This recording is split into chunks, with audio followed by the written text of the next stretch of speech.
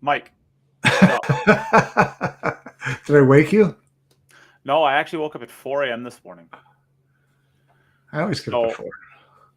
do you really always get up at 4? No, I get up at 5 actually.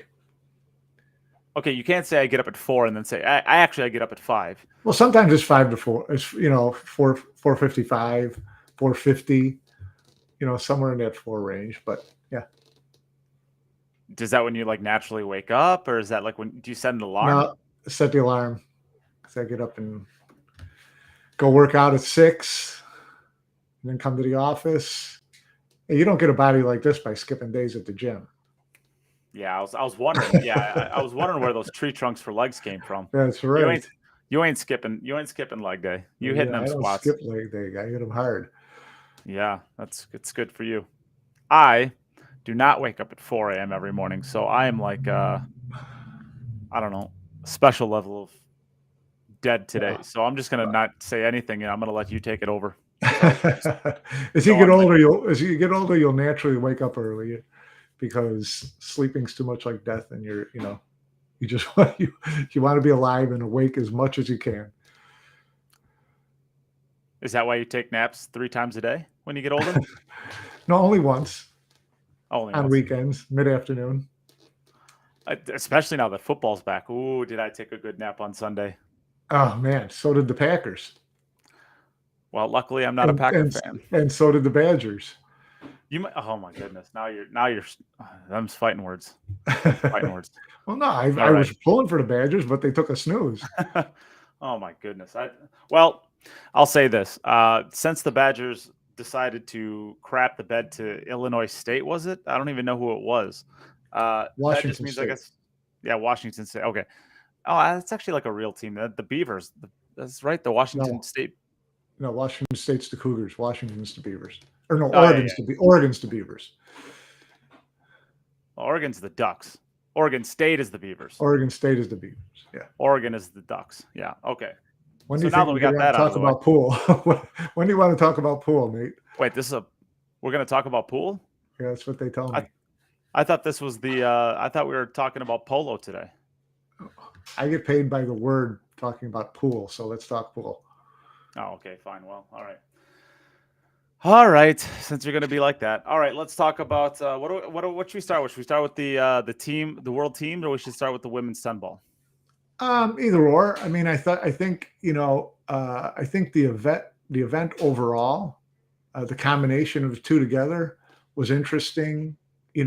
Conceptually, and also I thought that uh, without trying to sound too gushy, I thought this was far and away the best event that Predator has produced. From a television production standpoint, from a venue standpoint, from a organizational standpoint, everything. I thought that top to bottom, they did a really, really good job. It helped being in a place that was really welcoming and made you the center of the universe for that week, which was Klagenfurt, Austria, which is obviously where Jasmine and Alvin live. They really rolled out the red carpet and helped a lot. And I thought all that came together. Really, it was a really good event, really cool event. I loved that they had the world team tied into the women's event. Did you like it that way, or would you prefer to see them separate? Well, it's kind of hard, right? Because I think at the end of the day, to win a world championship, it's a big deal, right? I mean, Yeah, no, that part I understand. yeah. I mean, it is a big deal to win a world championship, and I think when you run two events at the same time like this, I think you lose a little bit of the shine that some of these Oh, players really earn by becoming world champions. yeah, where I would disagree with you on that is I think that it helped. I think having them together actually helped put shine on the women's individual event more so than it would have if it would have been run by itself. I thought there was more overall interest. I thought there was probably more viewers because they were kind of running simultaneously. My only concern with running them together was whether it would be too taxing on the women, considering they're fighting for a world championship from a playing standpoint. But by the time they started the world teams, the individual was down to single elimination, and you were never playing more than one match a day. So from that standpoint, I thought I liked the way it worked out. I liked that they had the first half of the day for the individual, and that for the world 10 ball, and then the second half of the day for the teams. And again, you only had to play once a day. And if you're into teams and you're the woman player, you're playing 2 races to 4, later in the day. So, and like I said, I thought that they actually brought more attention to the women's event individually. Yeah, and I mean, I guess that they haven't had a World 10 Ball Championship since 13, 2018. no, 13, I think, world 10 ball. No, I think didn't Kelly win Rublin it? was I thought no, Kelly won Rublin it. won I mean, Kelly won the 9 ball. They haven't had the 10 ball since Oh, Rublin beat Kelly. yeah. Yep, you're right. Yeah. This was the first World Championship they've had since Kelly won the 9 ball then. Correct. So yeah, I mean you definitely want to get the I guess getting the excitement back into the women's world championship is good. Having huge. these go on. In the future, do I want to see this continue? I don't think I want to see it continue. I think well, to be honest, I'd like to see just like with the Alpha Diamond, or I guess the Alpha Las Vegas Open. That was previously the Diamond Las Vegas Open. Now it's the Alpha Las Vegas Open, where they have right after that the Predator Men's 10 ball world championships. I would like to see maybe the women's eventually get into that, especially since they have an actual women's event during that time too. It would be nice to actually see the men and the women's world champion crowned that week. And maybe that's in the works for the future. Maybe it's not. I don't know. But I to get the attention back to the women's world championships, I could be talked into having these at the same time. Sure. But Yeah. I like the idea of giving the women their own shine, right? I do too, and I think maybe that's something that could come with time. I think you kind of, I like the idea at the beginning of them using them to play off each other to kind of build, build both brands, build both events. And if they get it to the point then where they feel like they can stand on their own, then I'm all for that too. Sure. The other side of it is, from a logistics standpoint, you split them up, you add another tournament to the calendar that you're hoping people from everywhere around the world travel to. Okay. And as we know, the calendar in the next coming years looks like it's going to be stupid full. So again, having these events at the same time, you've got a captive audience for that, week, 8 days, whatever it is. So a lot of this depends on, how Predator sees these events going forward, what their business plan is, what their marketing strategy is for these events. Then we'll see what kind of decisions they make. They're definitely figuring it out, though. I mean, like you said, I think this is the smoothest one that I've seen yet. I don't know what it was like on site, but I did talk to Gino yesterday for a little while because I'm going to be helping out with the Michigan one, it sounds like. So you'll be hearing, I believe I'm going to be helping up with some of the tables, and I'm going to be doing commentary for the event, or at least for part of the event. So you'll be hearing my voice for that. Fun, lucky you. But it sounds like he said everything went about as well as it could have. So I mean, that's exciting to hear. Yeah, I didn't hear any major complaints of what was going on there at all. What did you think of the format?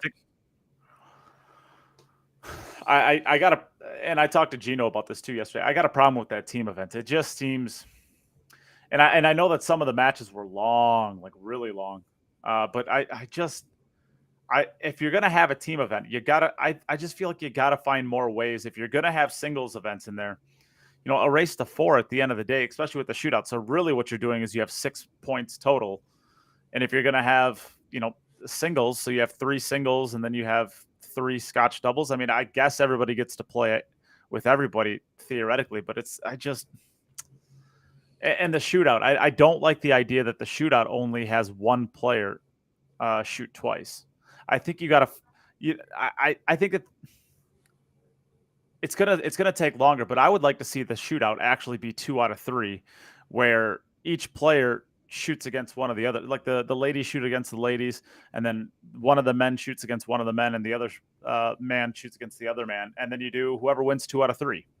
I would like to see that format more than just having all three players shoot one spot shot. And then, like if Jason Shaw and Darren Appleton beats Carlo Biado and Johan Chua, then it doesn't really matter what happens with Kelly and Ruben. Like I like that format a lot more than I like just one each and then one person getting two. But Yeah, well, you talk about extending. You just talked about a long match and now extending it further by each player shooting more, which doesn't take a long time, but it does add shots to it. I liked 1-1-1 because it made sure that the third one still mattered. Unless they tanked the first. Yeah, the third one still mattered. So each one of them had a shot that mattered. And obviously the shootout is something that I think we're just going to see with Predator from now till the end of time. So get used to it. No, technically that's not true. You could have so if whoever shoots first makes their first three, and the other team misses their first two, it's over. Right, but the third player shot for at least the winning team. Sure. Yeah, but right? yeah. Those are small things. I mean, I think they're still trying to work through it. I think that the format for the teams, I thought, I'm not a huge fan of the Predator format in the Pro Series, but I thought in the team event it worked really well. They did extend it, obviously, to a race to 3, which I think that they would consider doing going forward in the Pro Series. Which, I've heard talk about trying to have, maybe adopt that. Yeah, I got that wrong too. I was thinking it was a race to 4, and it wasn't. In overall points, it was only a race to 3. Yeah, so it's a race to 3. It's a race to 3, and so if it's 2-2, then it was a shootout, right? So that did make some of the matches long. If it went to the shootout, they were long matches because you had the potential to have 4-3 sets, right? So, you're at 14 games you're at 14-14 before you even get to a shootout. So that's going to be a long match. So could they do something? Could they do something differently? I don't think the matches would take as long in the Pro Series because you're not changing players between sets. It's just re-rack them and keep shooting. And they could do, it was one of the suggestions was, okay, make it best of 3 or a race to 3 or do 3 sets. And if the first 2 sets are split and the third set gets to 4-4 or 3-3, then you go to a shootout and kind of, take a couple of games out of the equation. But I can, I can go either way with that. But I think they looked at this, the successes here. Okay, how do we tinker that for the Pro Series and change things around a little bit for 2023? Yeah, I mean, I still think that you got to have the shootouts. They got to be individual. Personally, I hate the idea of one person getting or 2 people getting one shot. Like, I mean, if you look at it, like even Jason Shaw in the first matchup with the Philippines, he made both of his, and it wasn't, it didn't mean anything. And I mean, at the end of the day, I mean, it's a team game. I mean, each player's got to hold their end, right? Of course, but then the idea is like, if Jason Shaw makes both of his, theoretically we get to the point where maybe Jason Shaw is able to win a point, and now Kelly and Darren, sure, they missed their first one, but they're going to battle back, right? I don't know. I guess I just like the idea. I just hate the idea of one shot for 2 players is all you get when it means that much. Yeah. And I liked it. I mean, they're obviously with the whole shootout, they're shooting for pressure and excitement, on the fans' parts. Yeah. And I think that promotes. Well, do you think we lose any? Do you think we lose any of that, or do you? Because I think we only gain it. Like imagine if Darren beats Johan Chua and Jason Shaw loses to Carlo Biado, and it comes down to Kelly and Rublin. Yeah, Rublin. Sorry, Rublin. And it comes down to those 2, and they're playing the shootout for the actual win. Like you're not shooting one shot; you're shooting 4 shots, and every single one of them is pressure packed, right? I mean, you're only adding to the suspense, and now you're making it longer. So I mean, I guess I get that, but you also could speed up that. You could speed up that a lot. I mean, they really kind of ham that out a little bit when it comes to the shootout. I mean, there's no reason you can't throw a 20-second shot clock on the shootout as well. Yeah, yeah, possible. Yeah. But I don't know. I mean, I guess we've spent all this time talking, and actually I love hopefully it's Taro's suggestion. I got to think Matchroom has done a lot towards making things more transparent on their selection processes. I would really like to see Predator have some sort of selection process too that is transparent, because I mean, at the end of the day, and I think the U.S. isn't even showing up to play the Pro Billiard Series when it comes to their top players, whether it be Shane, Right. whether it be Billy, Predator's whether it be gonna go with the players that are supporting them, or at Sure. least give them the opportunity. Could Shane have played in that if he wanted to? I'm sure he could have. But so it's the selection process. I think at the beginning with something like this is more of get who will come, and we'll give them all the thanks to them for showing up and playing. So there's that option. I think as the event itself gains more notoriety and more respect and more credibility, then the top players won't want to be left out of it, because it's a great event. The team event's a great event with the two men and a woman player. I think that's really cool. It's better to me. It's better than the World Cup of Pool. It's not up at Mosconi standard, but to me, I like it better than the World Cup of Pool. And so if they can get it to that point, then I think nobody's going to want to miss it. And that comes down to visibility and prize funds, right? If it's big enough, they'll come. To be honest, I mean, the World Cup of Pool, while it's fantastically entertaining, it's a joke of a tournament, right? I mean, who's going to argue it isn't a joke? Winner break, race to 7. Yeah, I mean, single elimination. I don't know if it's a joke, joke, but I don't know that it's the toughest competition in the world. And I don't know if anybody looks at the winner of the World Cup of Pool as this extraordinary result. But no, but what was it like a couple of years ago? Like a team flew in from Australia, and they played. I don't remember who they played against, but one match and flew home. Well, not only that, they got to the table once. Like a race to 7, like winner break, single elimination. I mean, that's I'm sorry, on the spot. That's a joke. I mean, it's entertaining. It's like fantastically entertaining. I'm not turning it off, but like as far as like just looking at it from a competition standpoint, no, come on, no, absolutely not. I would like to see more. I would like to see, if we're going to talk about the format, I would like to see triple scotch. I would like to see that incorporated in. If you're going to do a team, I mean, why wouldn't you have the ultimate team, right? Because you only have one doubles match in there, So try to use all 3 players. I think that would be kind of fun. But the way they have it there, they're trying to make sure that no player plays more than like Jason played singles twice. He didn't even bother playing. So if he gets to play doubles too, now he plays 3 times in 4 matches. Do you want that if you're the promoter? Probably not. There's clearly ways that you can wiggle the schedule though, right? Or like the way that you do the format, right? I mean, you could have all 3 playing in the Scotch doubles and say, each of the men has to play 1 singles. Be done with it. That could be it. Could be it. But I do like the idea of triple Scotch would be kind of fun. I mean, it's hard to just get rid of, I guess, the shootout, because that's literally what you base your pro series off of. But maybe if you just go hill, maybe you can go to a shootout at that point in time, right. and then you don't have to do the sets. Maybe you can do. I mean, it gets a little bit funky, right? Because now you have to like designate an actual schedule. But maybe you do them game by game, and game 1 is player 1 versus player. Well, I guess we'll say player 1, 2, and 3, and player A, B, and C. Like player 1 plays player A.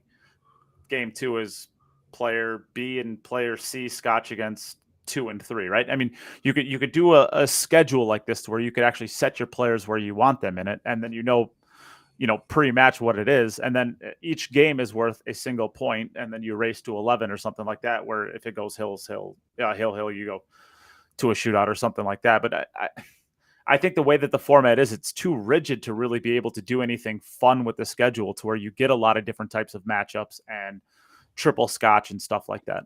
Yeah. Well, again, I mean, for Predator, it's all about, their philosophy towards Pro Series and their other events now is 100% to uh, engaging viewers who aren't already pool fans, right? Correct. So you need things short, you need things fast, and you need things exciting. So they have short races and shootout. That's not going to change. They're not going to go to races to 11 under, that are shaped anyway. I don't think. I don't think so So, either. But so let's figure out, I'm sure that they're working, feverishly on taking what they saw from this event and trying to figure out how they can tweak things for the next time and continually make things better, which is what everybody tries to do. And I think what they've managed to do with this event, they made the events, they really did a nice show. The World Team, I thought, was a great event, and women's 10 ball was legit, races, and that was great too. yeah, I mean, I guess we've spent all this time talking about like what actually happened. We don't even actually know who won, right? We suggested that the Philippines won, but they, the Team Philippines, Rublin, Johan Chua, and Carlo Biado beat Team Great Britain, Kelly, Darren, Appleton, and Jason Shaw. Third place was I guess third place went to Germany. Well, no, they both got bronze. Germany and and then Team Chinese Taipei. Yep. Right. Which I don't like. I don't like the idea of like tying for third place. It's not third, fourth. It's third place. Make them play for it. If anything, it's more content, right? You're adding another match. Well, who doesn't want to see that match though? You know what? They eliminated third place matches in so many events that come down to semifinals and a final because for one, nobody watches the third place match. They used to do a third place in college basketball. They used to have in the Final Four, the two losing teams from the semifinal play the third place. Nobody cared. Nobody, and the players didn't want to play because they had just lost and got knocked out. So they don't care. Yeah. So, so it's just give them 2 bronze medals, send them home. Everybody gets a medal. Everyone's happy. Give them some orange slices and participation trophies, and we'll all be good, huh? Yep. So I guess Team Poland, Team Spain, Team Austria, and Team Japan all get 5th through 8th. Yeah. I think it went pretty well. I think it went tough. pretty chalk as far as, if you had to say who the top 3 teams, if you had to say who the top 4 teams were, Philippines, Taipei, and Great Britain would have been in your top 4. Well, for sure. Your 4th team to me could have been Spain or Poland. I suppose possibly Poland. I don't know. I don't think Poland had their strongest team. Yeah, Poland didn't have their strongest team, I guess. So yeah, I would have thought if you would have seeded them, the top 4 would have been, Britain, Philippines, Taipei, and maybe Spain. Yeah, I guess. So, yeah. So really, it went pretty much chalk along the way. Team Germany to me was a little bit of a surprise, but how can you be surprised when Josh Filler is one of your runners, right? So they played great. Towards Pia and Josh were unstoppable as doubles. So yeah, it was. I thought it was a really fun event. I thought Carlo Biado played great. And Rublin didn't play great in the World 10 ball, but you could tell she was the glue for that team. She was the senior advisor, the one that they leaned on. She was running that show. And the Philippines players play really well in these type of country events. You see it at the Southeast Asian games. They always do really well there. They dominate there as players and as teams. So, they were my pick to win. So I'm, I was not overly surprised. I was surprised they won 3-0 in the final match against Great Britain. Kelly, Jason, and Darren Appleton. That's a pretty formidable team. And the first 2 sets went 4-3, 4-3. So they could have gone either way. They were really good. The Jason Carlo head-to-head in the championship match was really good. Did you watch it? I only caught bits and pieces of it. I didn't. I watched the entire one from start to finish. The first time they played was fantastic on the A side when they played Yeah. Great Britain and Philippines. The Philippines were they have They two were to up. zero, Yeah, two they to were up zero, and 2-0. Then they Great came back Britain fought back to tie it and went to and shootouts. Chase And I got to be honest with you, made I thought that Team Great Britain, if things went to shootout, I thought that they would be the favorites because with their technical, mechanical backgrounds, they all shoot so straight. And so if you have that shot that you shoot over and over, I thought they'd never miss.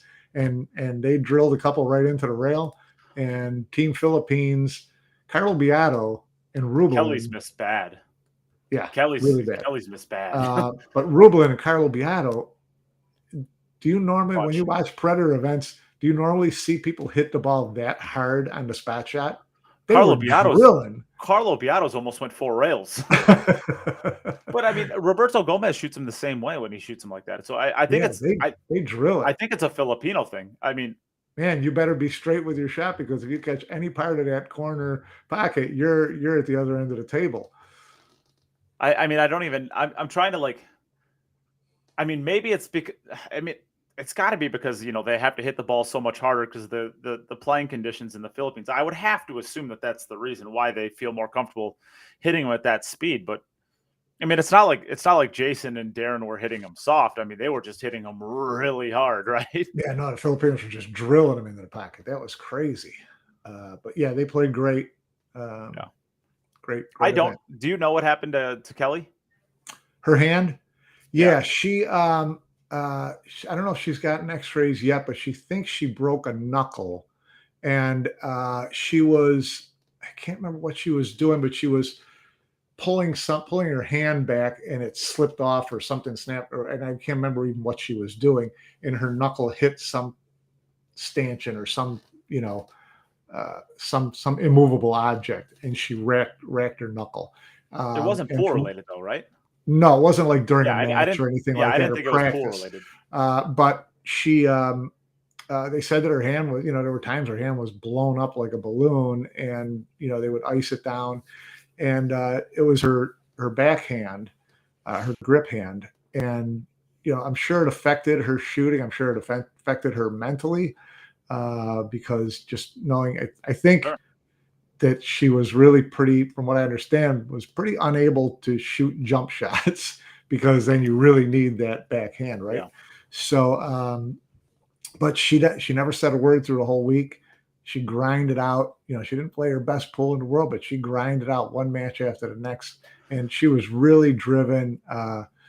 She really wanted this world championship. She wanted two of them, and she was really driven and came up just a little bit short. I feel really badly for her, but she's solid. Yeah. That's a good. I think it does count 4 rails. I guess to answer Kyle's question, I think it does. 4 rails counts on it, but I don't. Emily has nothing to do with this, so I don't know why Emily got brought into it. Emily could care less about what happens at these tournaments. In fact, I'm sure she'd rather them just go away. Yeah, yeah. So But yeah, I would assume that I mean, you have to play the 10 ball into that pocket. I don't think it should matter how it gets there, right? I mean, if you miss the 10 ball on a normal shot like that, if it wasn't in the shootout and it goes 4 rails, it counts. So why wouldn't it count in the shootout? yeah, you would think so. You would think Yeah. so. I don't think we'll see it too often, but it's worth discussing. I don't think it's ever happened that I can think of. Yeah. I mean, Kelly's would have been close if she would have missed to the other side of the pocket, but she overcut her ball. But she Yeah, missed right. it pretty Bad. bad in the Yeah. first. Yeah. So Yeah. not trying to pick on Kelly. I love you, Kelly. I was just surprised that you missed it that bad. You never miss anything that bad. Okay, so I guess let's move over to the 10 ball then. I'm gonna butcher this. Chou Chieh-Yu. Chou Chieh-Yu. Chou Chieh-Yu. Hopefully that's right. Is our new world champion. Yeah. Fun to see. I guess it's fun to see Chinese Taipei. Still don't have China back, of course. There was no Chinese women in the field from what I'm seeing. No. Currently, No. the Canadian or the the Chinese government is sending a drone to bomb my apartment as we speak because I said Taipei is not part of China. But yeah, no, she played really well in the semifinal and the final. I actually didn't think she was. I thought that Wei Su Chen, Wei Wei, I thought she was the strongest player through the tournament. And going into the finals, I thought that she was, to me, I just haven't watched her. She looked like she was a pretty solid favorite. But Chou played great in the final match. We gave her a couple of opportunities that she shouldn't have had, but Chou took advantage of it. And she's 35. She's been around a while. She's not one of these new up and coming Taiwanese players. She's been around for a while, and so I believe Wei Wei nice. is right around 28, maybe. That would sound probably about right. Wei Su Chen. She goes by Wei Wei. Kelly Fisher, right. I think, gave her that nickname, maybe. But her and Kelly Fisher are like really, really, really good friends. So and Chou goes by Rita. Yeah. How the hell you came up with that one? That's give her the benefit of the doubt on that one. So yeah, Rita beat Wei Wei, pretty handily in the final, 9-3.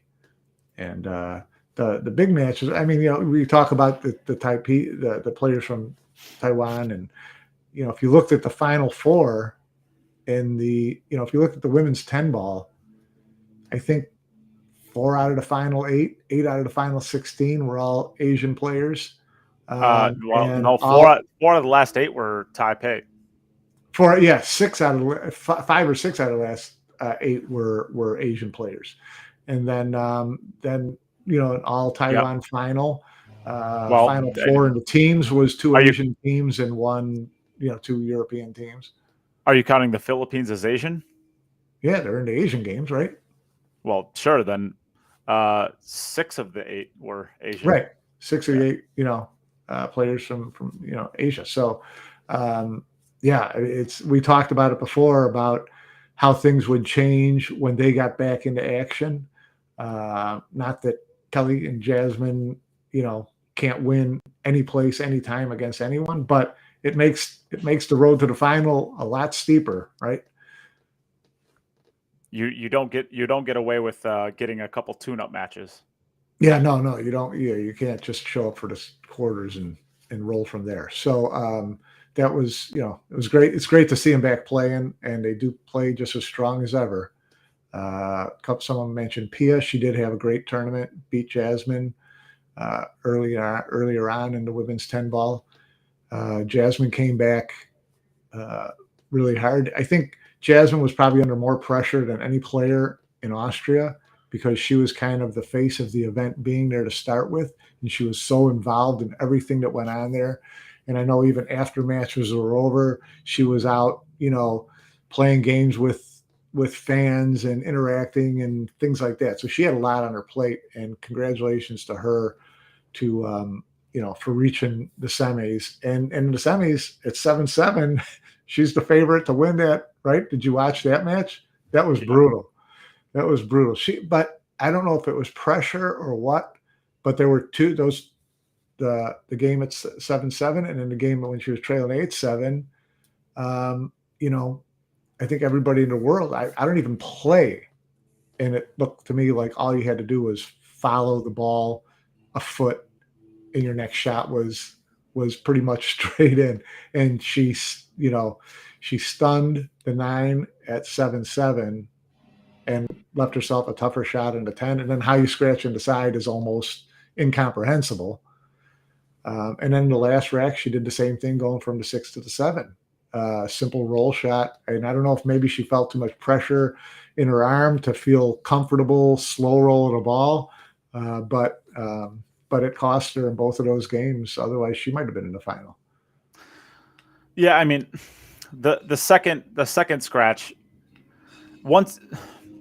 There's something about they say the hardest games to win are the first game and the one to get onto the hill, especially when these matches are close. Like there's something relieving about once you get onto the hill, like the game almost like resets. I mean, like now if you get onto the hill and you dog some games to let them get back onto the hill, so it's hill, that's different. But the hardest games to win are the ones to get onto the hill and the first game, and it becomes exponentially harder when you mess up a good opportunity to be the first person to get onto the hill. And Yeah, right. once that happens, I mean, it's you just the demons just start come roaring around. I mean, it's really really tough. Do I think that her scratch on the next rack was because of it? It's hard to draw a direct line from the scratch on the 10 ball to there, But she didn't scratch in the but last game. She just missed. or She well, missed 7. Yeah, sorry, the miss shot. Sorry, the miss shot. yeah, Can you draw a straight line to it? It's hard to say, but I know that tends to happen a lot. yeah. It just seems to happen a lot And like I said, she was, once you have a bad start. she had a lot on her plate, a lot of pressure the whole event for all sorts of reasons. So it wouldn't We saw with surprise me, and Thorsten it's too, not. Yeah, right? With Thorsten at the European Open, right? It's just because you're the hometown favorite. Sometimes it gives you this magical run, and then sometimes it just puts undue pressure on you. right, right. So yeah, she had a great event though, Jasmine, and a great part of helping put that event together. So hats off to her. She's still plays pretty good. Yeah, absolutely. It's good to see Weiwei again. I know I saw quite a bit of Weiwei when we were early on in the pandemic when she was playing a lot of the WPBA events. She played one of my events as well. I mean, she's so likable. I mean, she's a lot like Yuki Hiraguchi, where like if you meet her once, or if you just you're exposed to her once, you just can't help but love her. Yeah, She's got such an amazing charisma to her, and she's just so much fun to be around. And it's awesome to see her back. yeah, So yeah. I don't know whether we'll see them in who we'll see in Michigan. yeah, Michigan's next week. I mean, I guess there's a sign up. Let me take a look over at the website and see if I can't see a list. I will be at on site. Are you gonna head over for that? You Probably not. bet. You will be there. You betcha. Oh, cool. When are you going over? Friday. Friday. I'll be there for Friday and Saturday. Yeah, Cool. yeah. It'll Well, be look me fun. up when you get there. Will do. Um, While you're looking but that up, someone asked, "What's the difference between a 790s player and an 820s player?" Said, well, 790, you're still pretty much a beast. But what's the difference between that? What's that 30-point difference? I mean, it's nearly impossible to answer that because at the end of the day, if you get above 750, you have all of the tools necessary to play perfect pool. At the end of the day, your ability to play perfect pool is going to I would say the difference between 820 and a 790, it comes down to a few different things. But you are very exceptionally elite as an 820. You are exceptionally elite at not only just the playing position game, but the getting out of trouble, right? So, how many times have you seen Joshua Filler just stupid buried, and he'll kick 3 rails off the side of the ball that he's trying to hit off of and kick safe? I mean, how many times do you see the Filipinos do stuff like that? It's like the 790s, they might get hits there, but they're not going to be able to play that type of elite kicking safeties or jumping. The 820s, you look at them and they're all elite jumpers. So it's just harder to get them into trouble, and it's so much easier for them to get out of trouble. Where if you look at, I believe, who's a 790 that I can look at? I believe Roberto Gomez is just shy of that. Maybe he's like 980 or something like that. But he just doesn't jump the balls and kick the balls as strongly as a player like Josh or Fedor. I mean, I think that the 820s, for my money, they're absolutely elite at putting you in trouble and getting themselves out of trouble.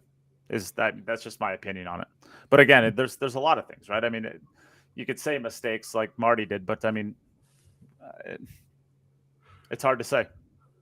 I mean, yeah, DeLuna's a good example. I mean, I don't think that DeLuna does anything absolutely elite. Maybe no, I don't even say his break, because his break I think is too uncontrollable. But like, I don't. I think DeLuna is just a really, really, really good, strong, solid player. But I don't think he does anything like absolutely dead elite, like the Fedors or Fillers or Shanes of the world. Maybe do you agree with any of that? Do you push back on any of it? No, that sounds about right to me. I mean, I don't know what the differences are between them. You just know that there is a difference between a DeLuna. Where's Kazakis at? I always think of Three. him when I think of some. He's right around 8-0. I would guess Alex is an 804 if I had to guess. Yeah, so like 800. So, you look at him, you're like, that guy can win tournaments. He has won tournaments, but is he at that level with Josh, Shane, I do Alvin, guys like that? There's a difference there. I do think that Alex has one elite characteristic of his game, and that he grinds racks really well. Like he's not going to break and run you off the table ever. Like he's not a type of person that's going to break and run 7 racks on you. But he is the type of person that he will grind you down in a rack and get a scoring opportunity and run out. Like he does that so well. And if you put him on super tough conditions where the tables are not breaking well, the tables are playing tight, he just grinds super strong and then finds a scoring opportunity and runs out. Yeah. I mean, that's just my opinion on it. But I have the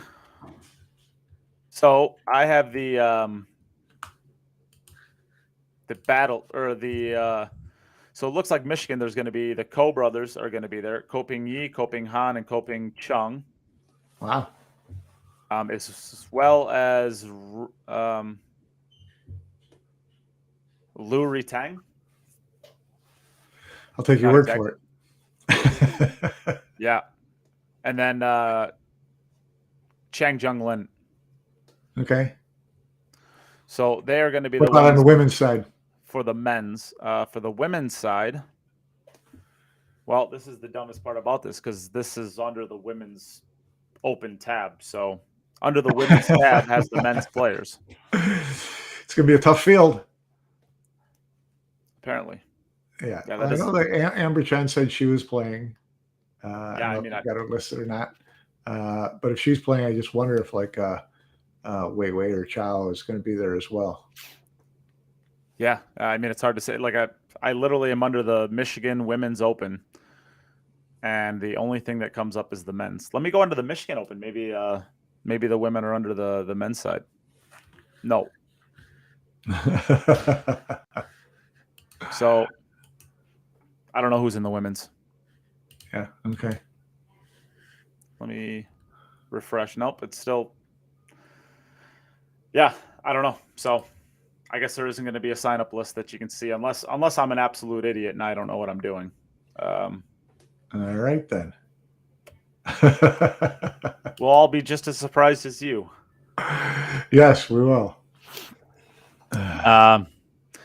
So I guess, yeah, I mean, we can talk.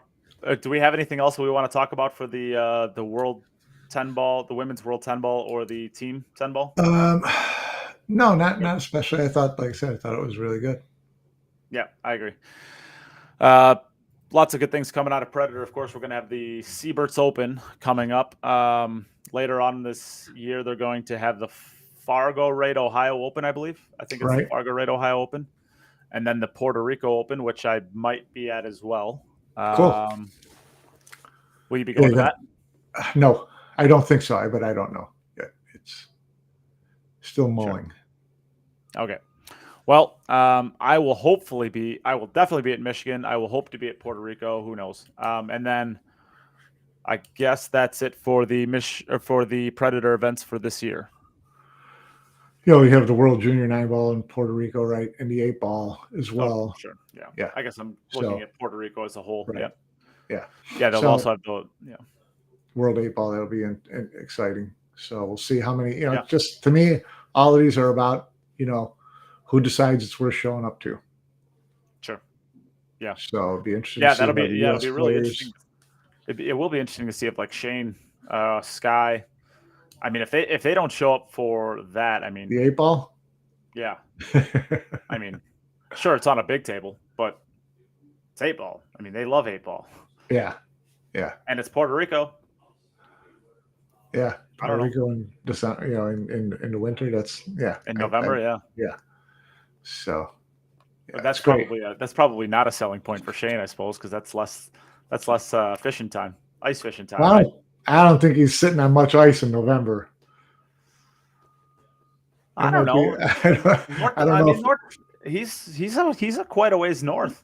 he's I still in mean, South Dakota. I mean, you need a good foot of ice to sit on there with your truck oh and no, drill you a don't. hole. Wow, I guess you do. Does he lives on a lake? What the hell does he need a truck out there for? He just walks out there and goes. He always takes his truck with him. Does he? Well, he doesn't That have I've to. seen. I mean, I'm sure he might take a truck with him if he has the He's opportunity to, Shane. but He I can do doubt he's. whatever he wants. Well, hopefully he doesn't do it with 3 inches of ice. Then you can walk out on 3 inches. Don't go Yeah. driving no trucks out there. We'll have to get Shane on and ask him. Yeah, that's Yeah. just what we got to do. Okay. All right. Well, why don't we move on to the big Omega Billiards matchup this week? We have Carlo Biado, fresh off of his World Team Championship, and Fedor Gorst. They're playing 9-ball, the new U.S. Open, European Open, U.S. Open break rules. Race to 120 over 3 days with a race to 40, 80, and 120. That is starting the 16th. So in 3 days, they have 15,000 in the middle, 9 on the spot, break from the box with the AccuRack. I guess first impressions, what do you think of the format? Of the format, that's fine. As long as they both agree to it, and it's a tough format, which it seems like it is if they're using those rules, and it's a long race. I give Carlo credit for coming over here. I mean, Filipino pool players flying into the U.S. these days is a little bit wonky. So, hopefully he makes it there. And I think it'll be a good match. I think it'll be interesting to see how Federer handles, 3 days like that of long playing. I think, if nothing else, going to get him ready for the U.S. Open, because I think we're all anxious to see how Federer does at the U.S. Open. So, I think it'll be pretty. You got to still favor Federer, don't you think? Oh, I don't even know why Carlo's taking the game. I'm not trying to how do you say something like this without disrespecting? But like, I don't think I don't know that he gets to 100. I mean, Carlo's a phenomenal player. I'm not trying to take anything away. I just think that this has nothing to do with Carlo. This has everything to do with Fedor and what I believe Fedor to be right now. I mean, I believe Fedor right now, with the confidence that he has winning every single tournament that he's playing is, he's playing against Shane McMahon in the finals, whatever.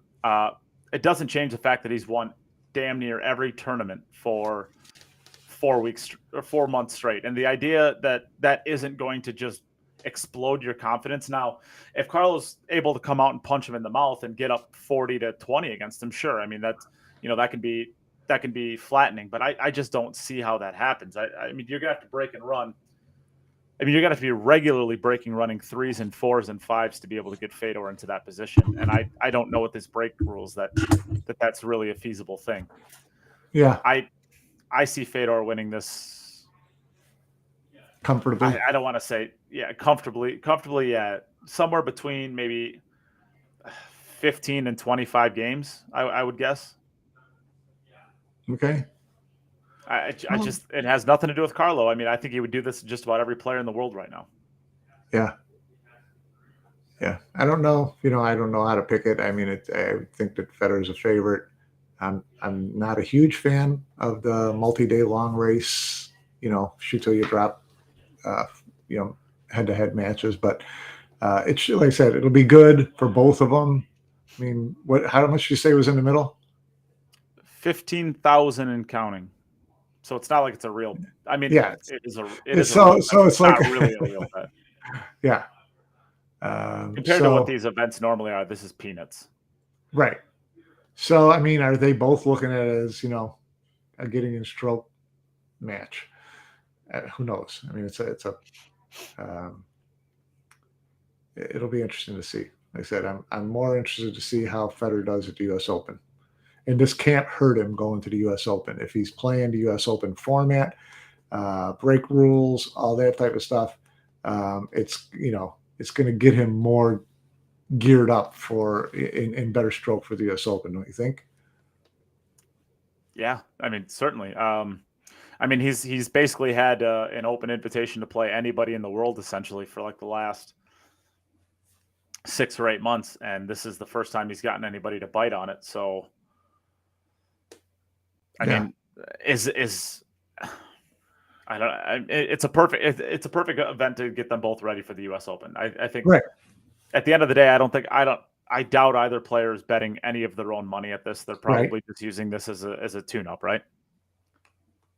Well, I mean, I think that the guys who are backing them and betting on it want them to play a little bit harder than a tune-up because their money's on the line. And they will, I'm sure. But the idea is like you can take a match because you want a tune-up, and then care about it like crazy later on, right? Right.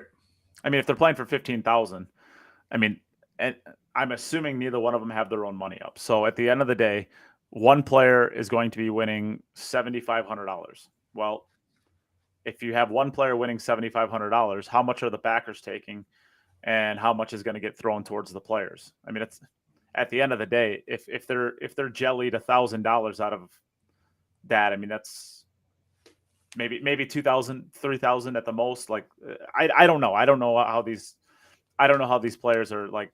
I don't know how they work it out with their backers, but I just can't imagine the idea that one of these players are going to be playing for $7,500 and they're going to get 6,000 of it. Yeah, who knows?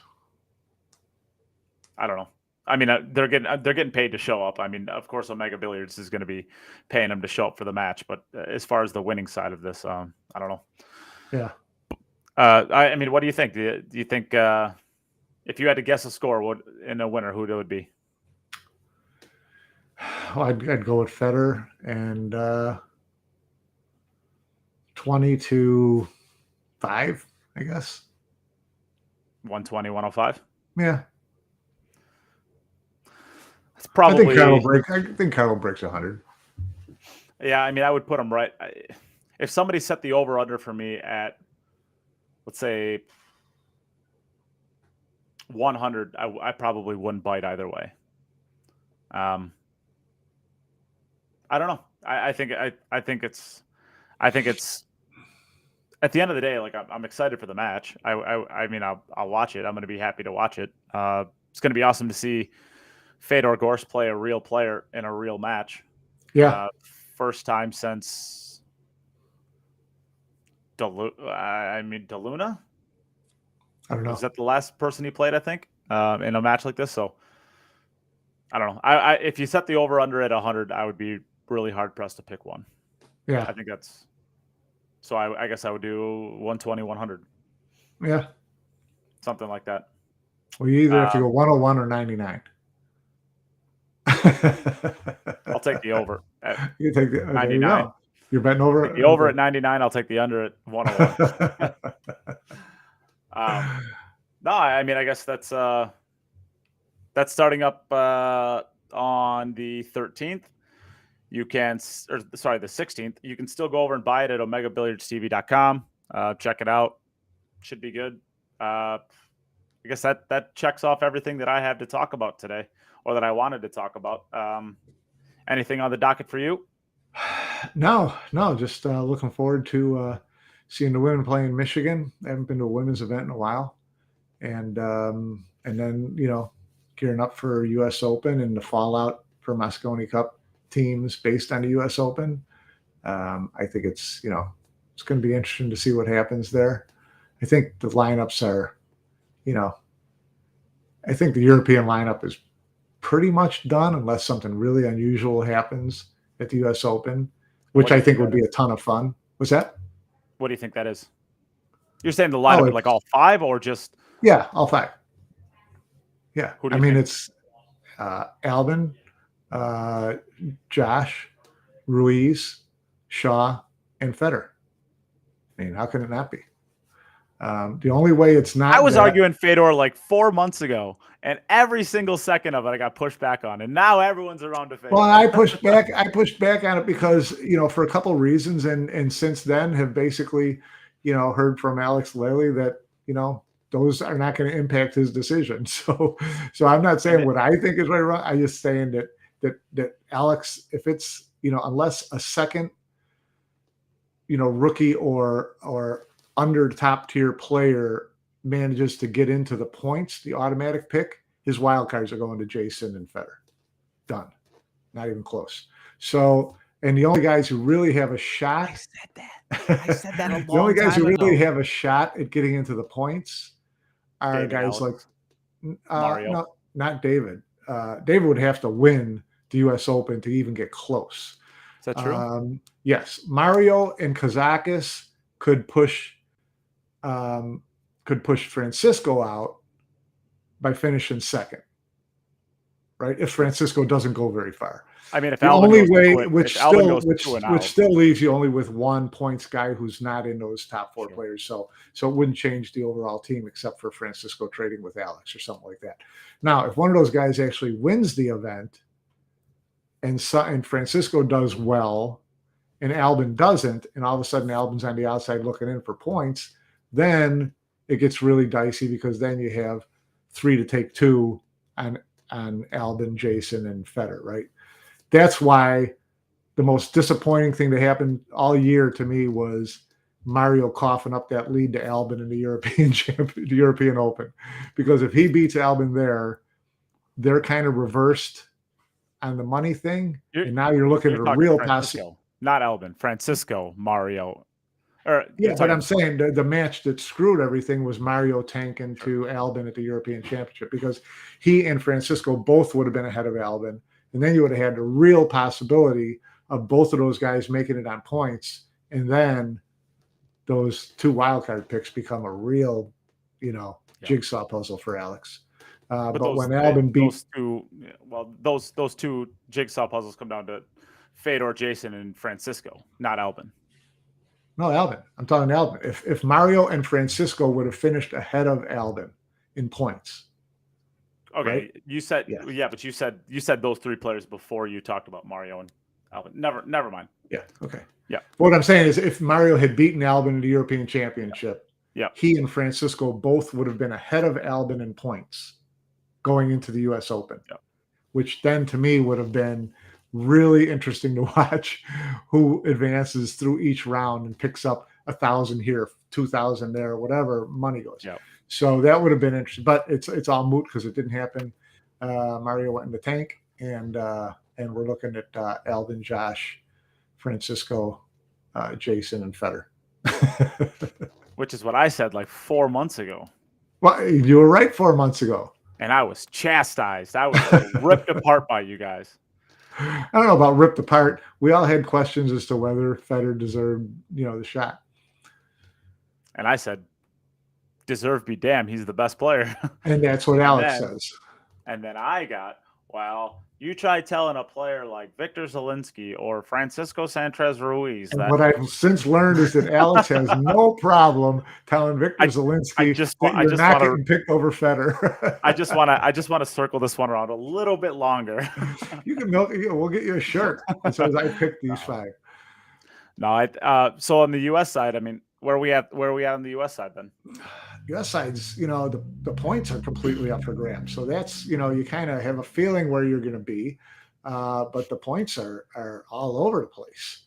So, anybody from the U.S. has even a quarterfinal run, and it turns the points upside down. So Mike just have to make the final 32. Well, yeah, I mean, really, final 32 is going to be what about probably final 32 would be 2,500. 2,500 for 17 to 32, probably 3,500, 9 to 16, somewhere like that. So you start finishing 9 to 16, $3,500 moves you up about 35 places on the U.S. list. So it's really it's as wide open as you could want it. Yeah, I'm looking at the last year's payouts. 17th through 24th is $2,750. Yeah, but it's going to change this year because they're doing single elimination from 30. So now you're going to have 17 to 32. Yeah. Right. So you got to take some of that extra money and chop it up a little bit more to 9 to 16, that type of thing. So it's not 9 to 12. Sure. So just kind of figuring where that money goes, the way I've got it kind of tabbed out is 9 through 16 probably 3,500, 17 to 32 probably 2,500.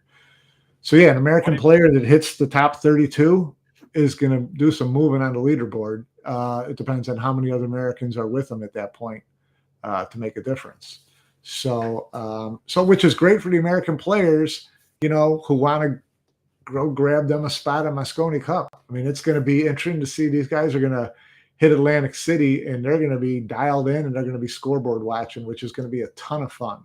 I think I'm going to jump. If you're not a player, I'm going to jump into the U.S. Open. I'm going to jump into the U.S. Open, get 5th through 8th, and just make the Mosconi Cup right then and there. There you go. 5th through 8th, 6,500. I don't think that gets you there. 3rd to 4th will get you there. Let's 12,000. Well, it depends. 6,500 puts me into. Oh yeah, that's not going to be enough. Not going to be enough. Yeah. Gee, dang. But you got third, 4th in you. Yeah. Wow.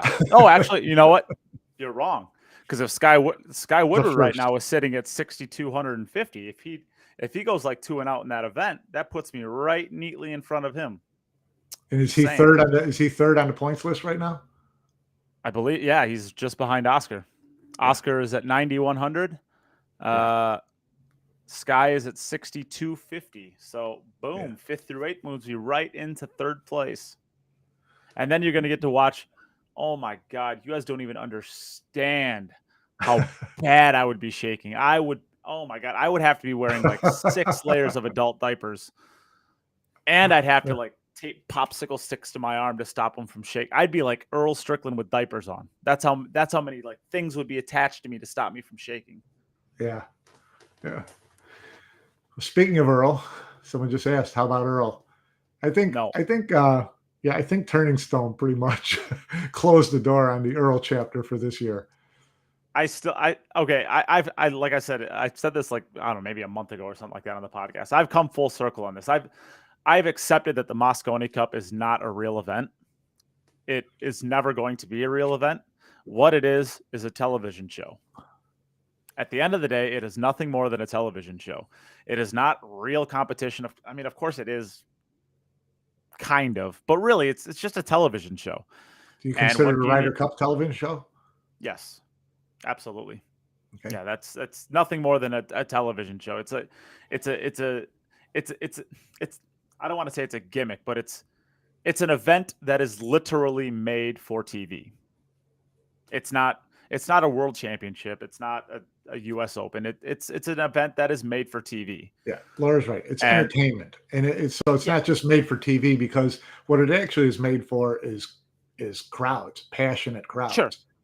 So from a live audience standpoint, the Ryder Cup, Mosconi Cup, people are like 10 deep wanting to see this thing. So, So with that being said, we should not put a Fargo cap on the teams. No, that is no. First off, I mean, I'm not trying to say like that's like I'm not trying to like denigrate Ken or anything like that, but like, what would you put the Fargo cap at that would actually be relevant to the U.S. and to? Well, the Fargo cap just admits that one side doesn't stack up. So, it's like, why would you do that? Yeah, what is 820 times 5? I mean, what is that? It comes out to 3,300. So Europe every single year is going to be right around 3,300. The U.S. is usually around. Is it like I thought 30 times 5 was 40? Oh yeah, 40. Sorry, 4,100. 4,100. I mean, I'm a journalist, but I remember that. Well, I actually have a degree in mathematics, so clearly I don't know what I'm doing. And yes, that is true. I actually do have a pure mathematics degree from the University of Wisconsin, which means I don't know how to do math. That's what getting a degree means. So Fargo 4,500. You can't find 4,500. You could take the 5 best players in the world, and you can't get to 4,500. You can't get to 4,200, right? So like, what do you do? If you have 5, 8, 10s, you're over 4,200. 4,500, he says. Oh, 4,500. Okay. Yeah, Patrick Neal says 4,500. It was a joke. Okay, well, I mean, it's an interesting conversation, right? The idea is like, okay, well, the U.S. is generally speaking, what is the U.S.? They usually give up 40 Fargo points on average per person, give or take.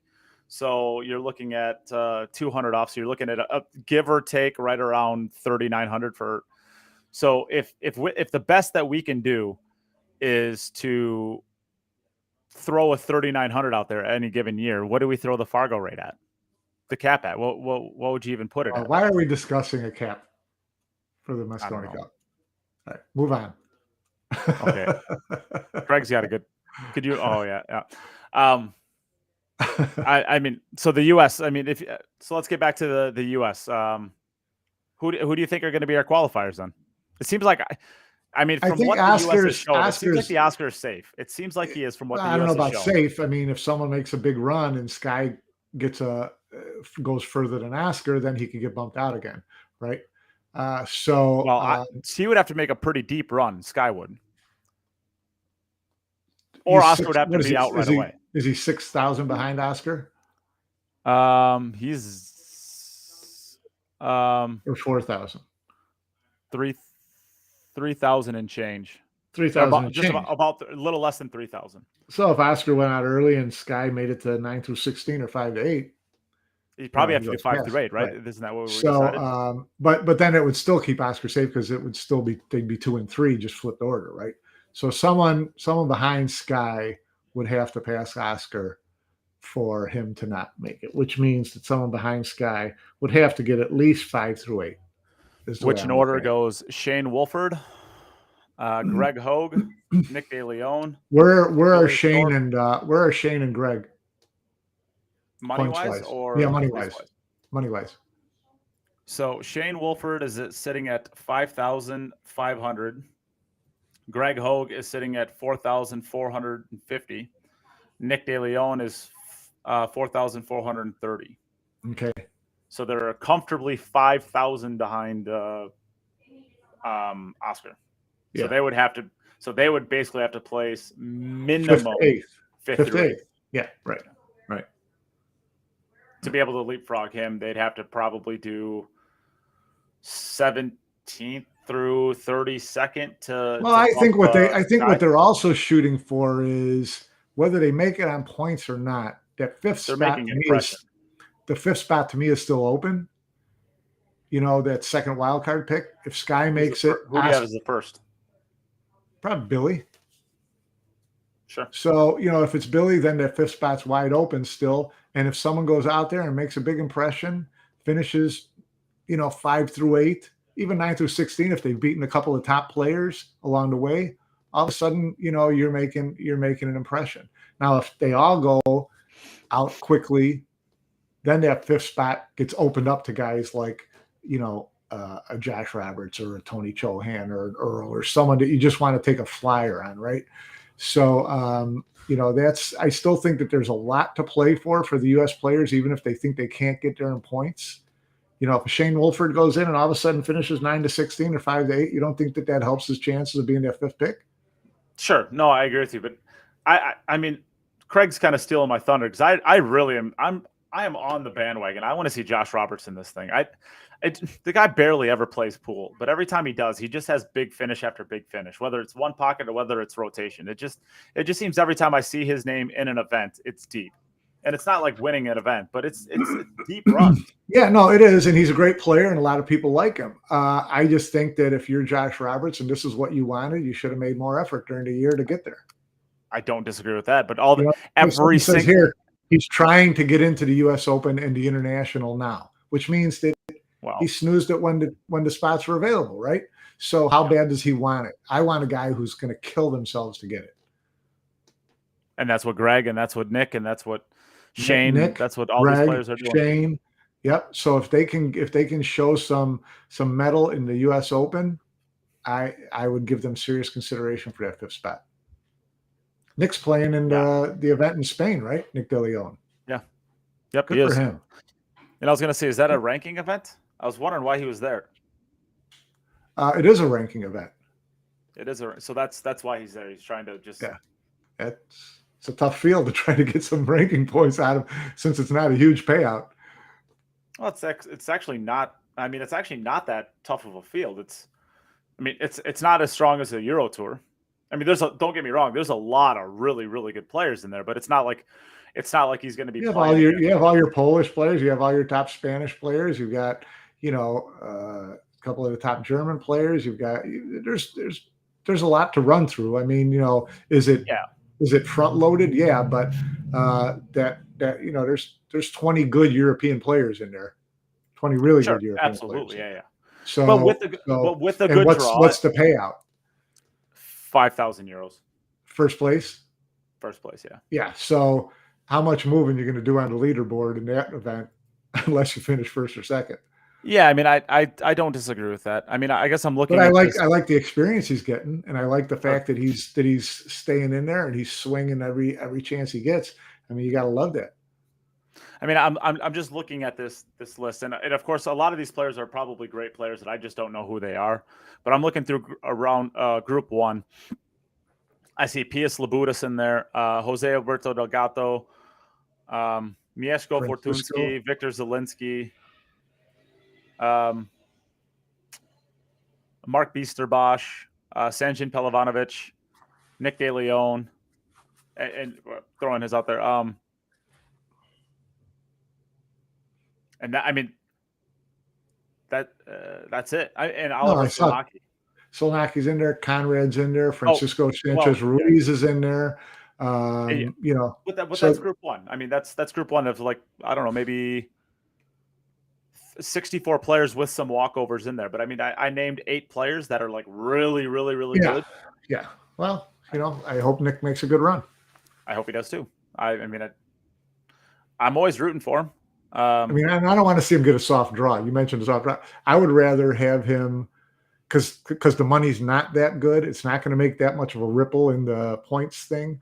I would rather see him beat a couple of good players and finish, 9th to 12th than get a soft draw and get $1,000 for finishing third. Right? Yeah. Looking at the other side of the Group 2, Kazakis, Graba.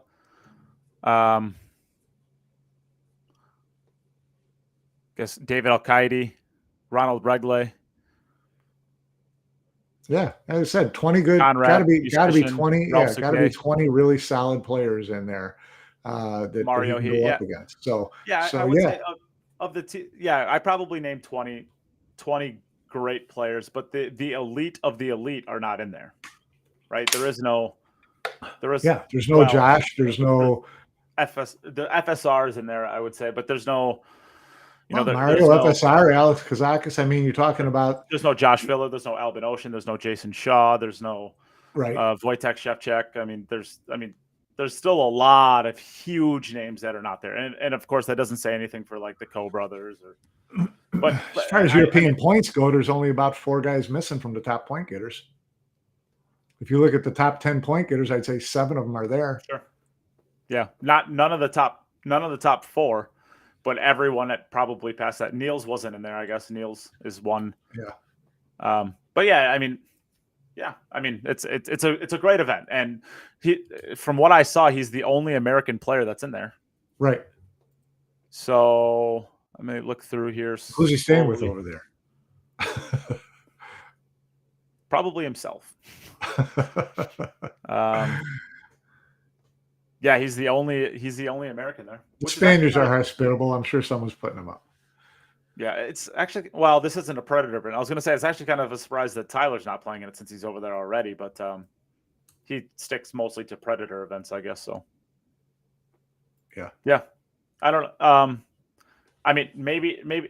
So let me ask you this question: should Nick De Leon get an extra look over a Greg and a Shane Wolford?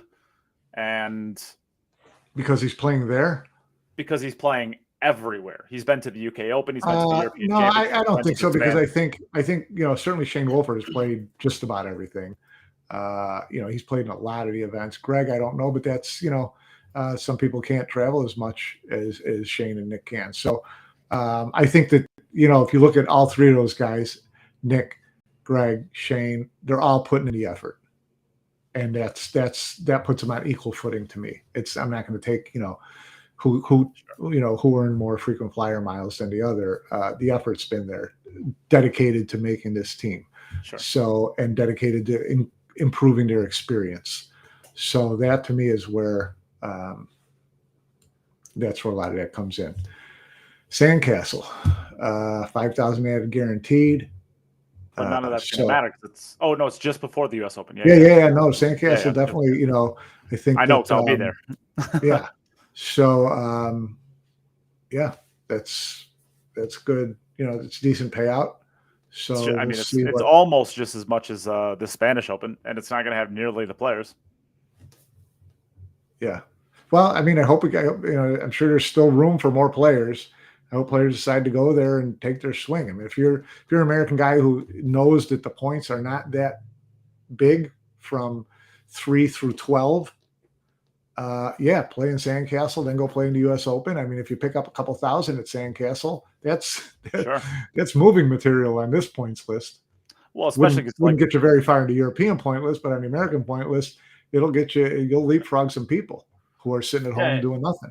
And of course, at the end of the day, like I'm not trying to like denigrate any of these players that we've been talking about here, but which one of them do you even see as being able to get past, let's say, 17th through 32nd in the U.S. Open? Yeah. Yeah, right. I mean, if you went by their averages, you'd say probably maybe one might reach the top 32. Maybe one will reach the top 32. I can't see any of them making it past the top 32. I could be wrong. I mean, I'm not trying to say that they're all drawing dead. They wouldn't be playing the event if they were drawing dead. But the idea is like, well, if you could end up taking, let's say you take third place in the Sandcastle Open. Well, what does that look like? $3,000. $3,000 in the U.S. Open. That's more than 17th through 32nd. Right. So yeah. So I mean, yeah. There's points. There's points to be had in New Jersey, kids. You'd be stupid if you're any of those players. You'd be stupid not to play it. Yeah. Especially since you're going to be on the East Coast the weekend before or the weekend after, anyways. I mean, you'd be absolutely nuts not to play that event if that's what the payouts are going to be. You'd be nuts not to play it. Yeah. I don't know. Well, I guess who are your actual 5? If you had to make a prediction today for the U.S., who are your 5? Shane, Oscar, Billy, Sky. Shane Wolford. Shane. If I had to pick, I guess it's different. If I want, who do I want to see? I would like to see the same players, but instead of Shane, I would like to see Josh Roberts. Now, but I can live with it. I could live with it either way. The 5th pick is just going to be a wild hair. So whatever Jeremy feels like in terms of how he looks at his team and who he thinks can handle certain things better than others, whatever, that's going to be his analysis. But yeah, that 5th pick is going to be just, it's a complete lottery pick, really. Probably. Yeah. I mean, who can you realistically choose? Tyler, Shane, Greg, Nick, Tony, Josh, Chip, Earl, Chris Reinhold. I mean, there's just to name a few. I mean, that doesn't even go into players like Jonathan Hennessy or something like that. Although I only say him because he's just behind. He's actually just ahead of Tyler. He's got $55 more than Tyler. So yeah, certainly there's not. I think Jeremy Sosi. If Tyler makes a decent run, do you pick him because of the experience? He's got to do. Let's say Tyler goes 17 to 32. I will say this, Tyler,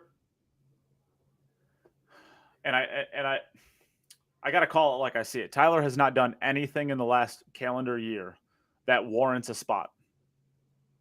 He's done nothing, and it's not because he hasn't played. Right? He's had opportunities. He's played in all the biggest events. He's had opportunities, and he's done nothing to claim that spot. So, do I think that any player has done anything more than what he has done to take it away from him? Not a ton. I don't think so either, right? So the idea is that puts him almost on equal footing to me. Yes, I mean, I think That's it, right? So then it I comes think down to who. Shane Wolford's had a couple decent showings in really tough events, but just decent, right? So that's what I'm saying. If all of a sudden Tyler jumped up and bit off like a 17-32, I would put him in a heartbeat. yeah, Because I know what I'm going to get with Tyler. I'm not. I know that what I'm going to get with Tyler is I'm not going to see him dog his brains out because the moment is not too big for him. He's going to be ready for the moment, and he has the upside to be a borderline MVP. I mean, we saw it the first year he was there. I mean, if it wasn't for Sky MVP is a going, little strong, but no, going into the final day of going into the final day in London 3 years ago now, he was tied with Sky with the most points on the team.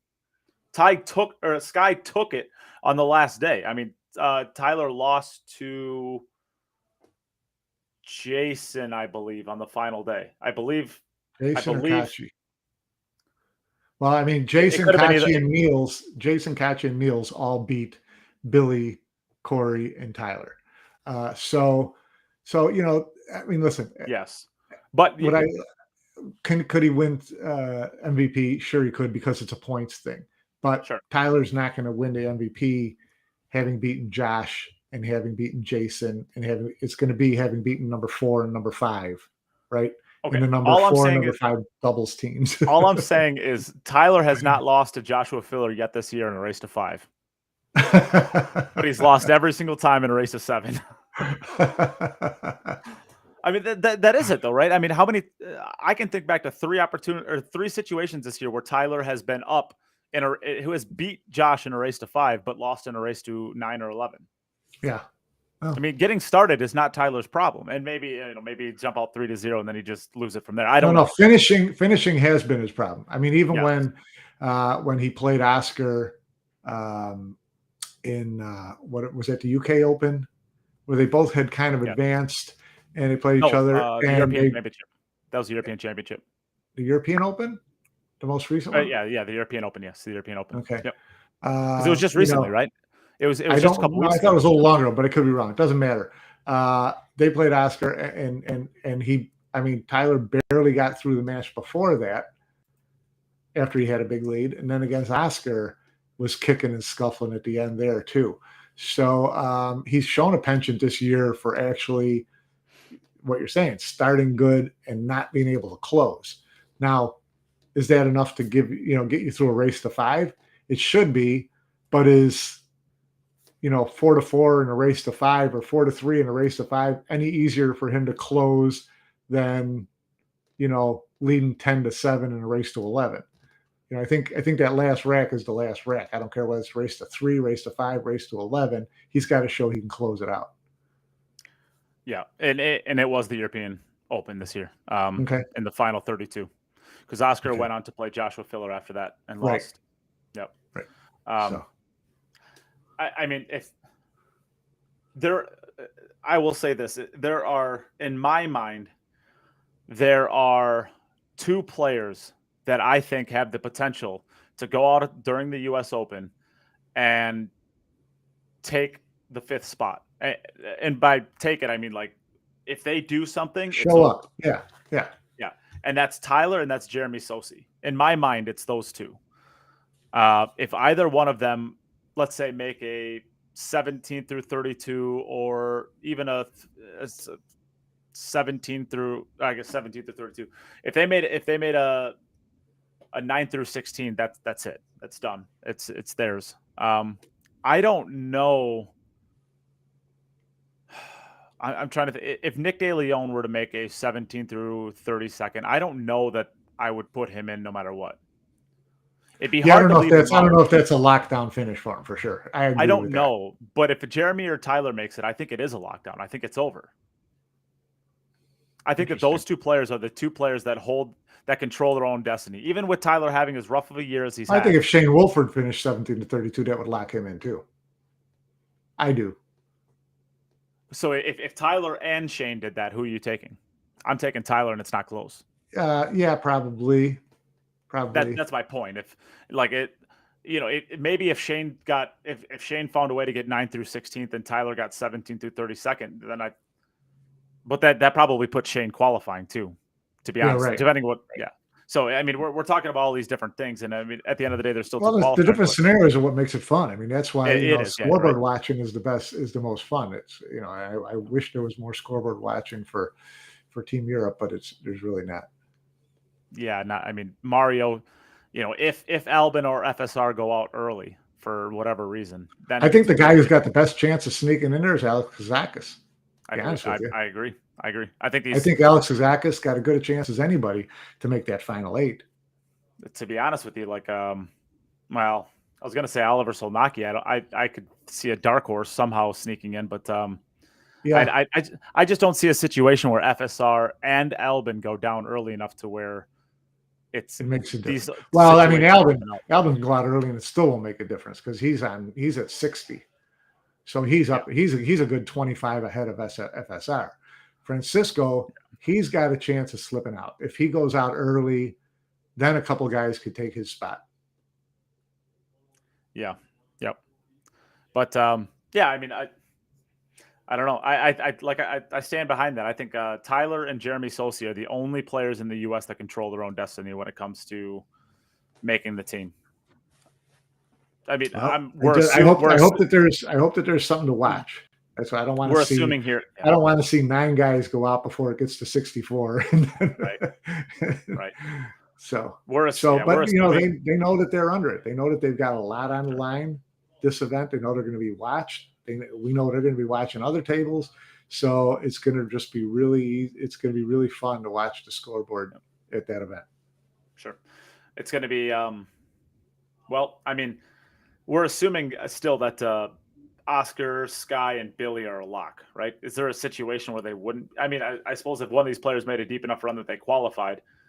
Well, if Oscar doesn't qualify on points, then it's just how much faith Jeremy has in him. If he qualifies on points, doesn't matter, right? If he doesn't qualify on points, it's how much. Who do you put in over him? 2 people. Who do you put in over him? Well, I'm saying if someone goes and gets one of those point spots, right, then you're still using one of the wild cards for Billy. Do you take Billy over Oscar? I think that bumps Billy back a spot. It might. I don't know. That's a good. Maybe it doesn't. I don't know. That's a good question. But then I think but then assuming Sky holds on, where it really gets crazy is if Sky and Oscar lose their wild cards. Now we're going. Now everything is all and I guess and assuming Billy doesn't get one of those spots, because if Billy gets one of those spots, then he just. I don't know. I don't know. So you're talking about 2 guys from outside the top 10 now, both getting point spots. Well, I mean, I'm saying that's when it goes crazy, right? If Shane and Greg get like deep finishes, or Nick and Greg, or Shane and any combination of them that knocks Sky and Oscar out, and they have stinkers. Yeah. Because now you're looking at Oscar, Sky, and Billy for 2 spots. Yeah. Yeah. But well, I mean, personally, I think at that point you'd go. I think at that point Jeremy would go Billy and Oscar. I really do. Well, yeah, I think. Someone's saying Billy shouldn't be a lock. He plays good, but what about the effort? He's had an ankle bracelet on all year, so that's kind of limited his opportunities, and limited opportunities has to limit your drive. Yeah. Right? With that being said, like I think the idea that if you have to make a Facebook post 2 months before, or 1 month away from the U.S. Open and 2 months away from the Mosconi Cup, basically, that you're coming back to playing pool again, regardless for what are the reasons that kept you away. I mean, that's not a good look. I mean, I'm just saying. So I don't know. I think that was a pretty fun discussion that kind of came out of nowhere. I think it was a good one. I mean, the speculation and having that's what makes it fun. I mean, that's what Barstool Sports is all about. I almost feel like we should probably do some live stuff at the U.S. Open on site. Well, as luck would have it, I'll be there. Yeah, I think we almost need to find a way to walk around the room and update while we speculate. That might be fun. All right, I think that's going to probably take a call into Pat Fleming, but yeah, I think it would be fun. Sure. All right. Well, I guess we can close it out there. Thanks again for joining, Mike. Thanks everybody for tuning in and watching. It was fun.